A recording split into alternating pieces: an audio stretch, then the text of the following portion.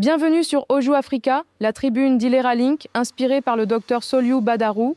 Manager en Afrique, ce n'est pas simplement appliquer un manuel de gestion, c'est naviguer à vue dans une complexité fascinante.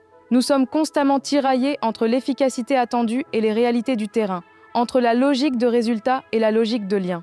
Nous marchons sur un fil délicat, celui qui unit la rigueur à l'humanité. Dans nos contextes africains, des forces invisibles façonnent notre leadership. La peur de déplaire, d'être rejeté par le groupe, de perdre la face ou la crainte du mauvais œil craignent souvent des managers hésitants. Ces peurs nous poussent à éviter les conflits et reporter les décisions difficiles. Notre riche culture valorise le respect et la hiérarchie, mais peut parfois freiner la transparence et l'innovation. Avez-vous déjà ressenti cette tension entre tradition et efficacité? Que vous travaillez dans le secteur public ou dans une ONG, vous devez composer avec des budgets limités, des procédures lourdes et des indicateurs souvent imposés de l'extérieur.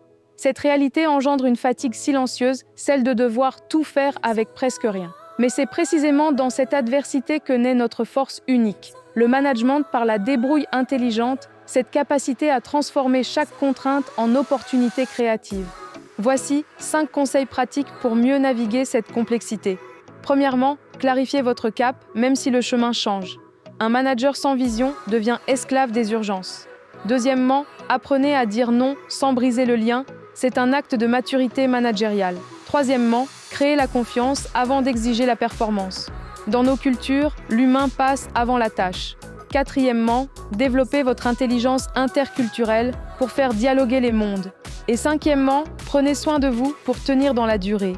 Le leadership africain de demain ne sera pas celui du contrôle, mais celui de la conscience. Conscience de soi, de ses limites et de la culture qui nous façonne. Nous devons apprendre à diriger sans peur, sans excès de pouvoir et sans dépendance aux bailleurs. C'est en embrassant cette complexité, plutôt qu'en la fuyant, que nous incarnerons ce leadership enraciné, courageux et responsable dont l'Afrique a tant besoin.